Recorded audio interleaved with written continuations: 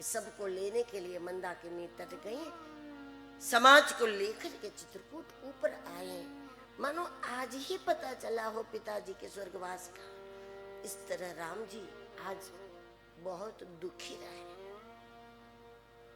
24 घंटे राम जी ने अन्न जल त्याग दिया, अन्न ग्रहण नहीं किया, जल ग्रहण नहीं किया। जिस माता पिता के अन्न जल से हमारा शरीर बना, जब उनके मृत्यु की खबर मिले तो कम से कम 24 घंटे अन्न जल त्याग करे, ऐसा राम जी कह रहे हैं। उन्हीं के अन्न जल से हमें शरीर मिला है और हम क्या कर सकते हैं, लेकिन कम से कम हम जितना समय हो सके हम अन्न जल ग्रहण न करें।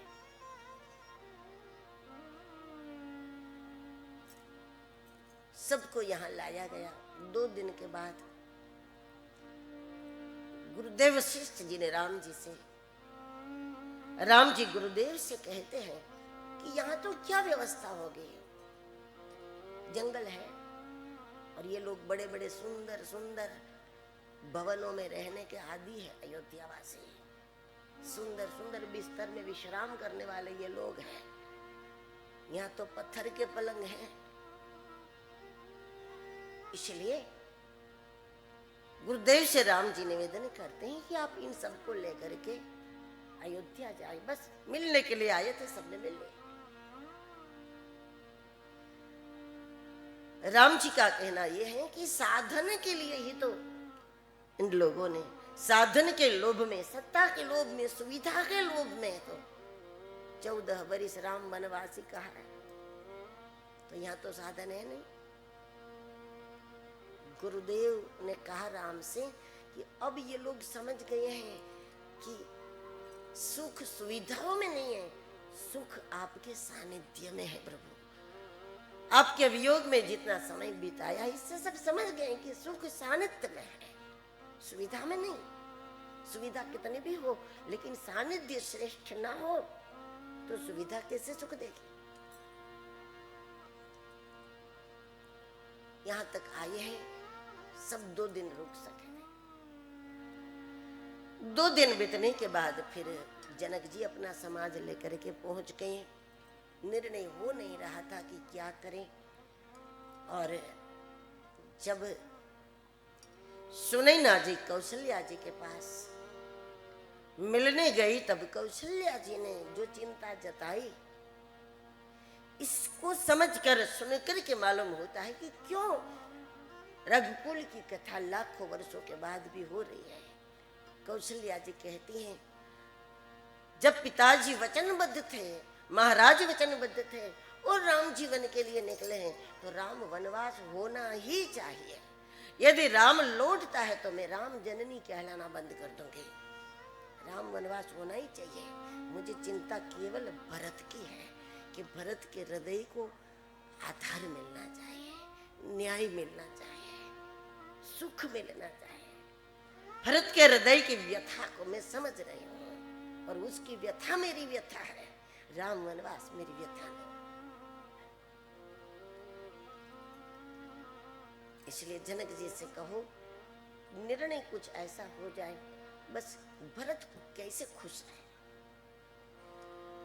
लेकिन जब सुनैना जी ने जाकर के कहा कि कौशल्या जी ने आपके लिए यह संदेश भेजा है, आप कुछ ऐसा निर्णय करा दो, तो जनक जी कहने लगे कि मुझे तो लगता है हम लोग आए ही नहीं होते तो अच्छा होता है।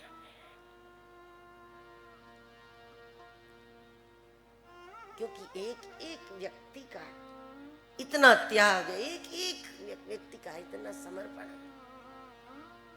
इनको हम क्या सलाह करें। हमें सीखना चाहिए। हम तो सीखने के लिए आए हैं, हम सलाह करने नहीं आए, हम सीखने के लिए आए हैं। जीवन ये है। गुरुदेव ने भरत जी से कहा कि आप क्या चाहते हैं, तो भरत जी ने उसी समय गुरुदेव को पकड़ लिया। मुझे विश्वास है, मैं जो चाहता हूं मेरे गुरुदेव करा देंगे। और मैं ये चाहता हूं कि राज तिलक का सामान सफल हो जाए, यहीं पर तिलक होता है राम जी का। गुरुदेव बोले लेकिन बात जहां रघुकुल की है, वचनी की भी अपनी महत्ता है। शायद ऐसा कर सकते, शायद कि कोई वन में जाए राम के बदले में, राम लक्ष्मण के बदले में और कोई जाए। अब और कोई सुनते ही भरत जी तो नाचने लगे, कान न करहु जन्म बर्बाद, 14 वर्ष नहीं, मैं तो पूरा जन्म बिता दूं। बात ये नहीं है कि राम जी मुझे संग संग रखे, बात यही है कि राम जी को वन का कष्ट न सहना पड़े, अयोध्या की जनता को राम जी का वियोग न सहना पड़े, और इसके लिए फिर मुझे जहां भी रहना पड़े मंजूर है। गुरुदेव को भी आश्चर्य हुआ, उनको भी लगा कि ये राम प्रेम का साक्षात स्वरूप है और मुझे कुछ नहीं कहना चाहिए, क्योंकि केवल राम समझ सकते हैं इसको, हम कोई समझ नहीं सकते। भरत जी के हृदय को केवल राम ही समझ सकते, लेकिन वो भी बता नहीं सकते कि आखिर गहराई कितनी है। अगम स्नेह भरत रघुवर को, अगम स्नेह भरत रघुवर को, जहन जाई मन विधि हरि हर को, जन जाई मन विधि हर को।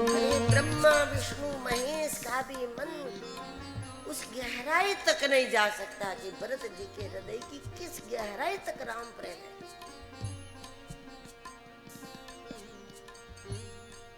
गुरुदेव की बुद्धि कुंठित हो गई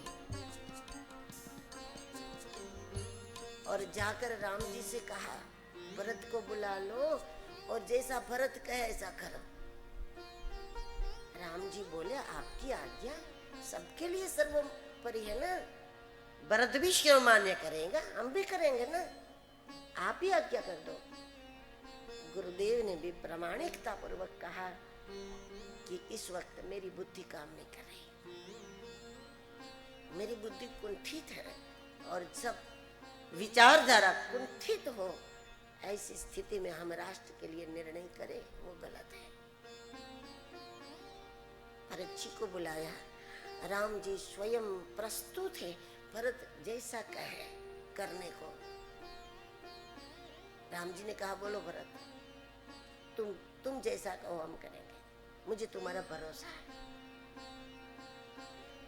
तब भी भरत जी नहीं कह रहे कि आप लौटिए, देवता तो डर गए थे कि अभी भरत जी तो बोलेंगे, यही कहेंगे।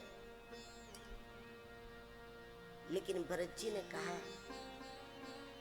कि प्रभु हमको तो अपना ही लाभ दिखता है, आप तो ईश्वर हैं, आपको सभी का लाभ दिखता है, बहुतों का कल्याण, सभी का कल्याण जिसमें हो ऐसा करो। सब कर होई परम कल्याणा, सोई करहूं अब कृपा निधाना। मैं ये नहीं कहूंगा कि मेरी मर्जी के अनुसार, मैं ये कहूंगा कि प्रभु सबका कल्याण जैसा।